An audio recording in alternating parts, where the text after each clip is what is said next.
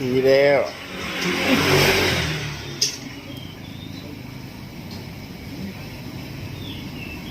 มีดไม่มีดแต่เวลาหั่นตัดครบไม่ได้ใช้อย่างเดียวเขามาหาน้ำพริกกระดูกปู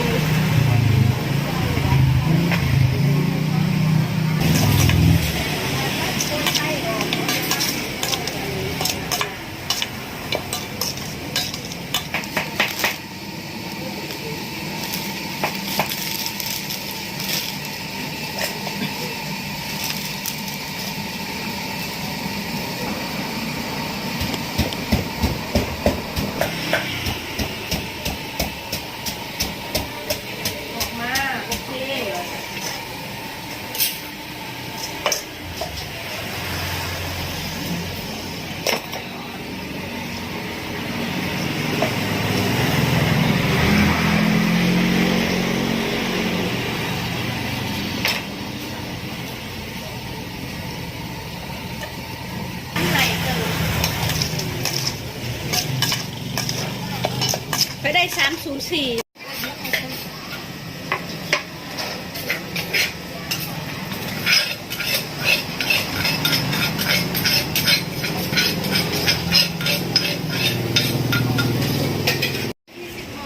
เห็นไหมฟ้าล่ะบอกไม่มีแนวไหนวันนี้มาเคลียร์รถหมดเลยทำไมเป็นแรกๆไฟมันจะดับ ไฟมันกระตุกไฟมันตกมันจะขาดพังมัน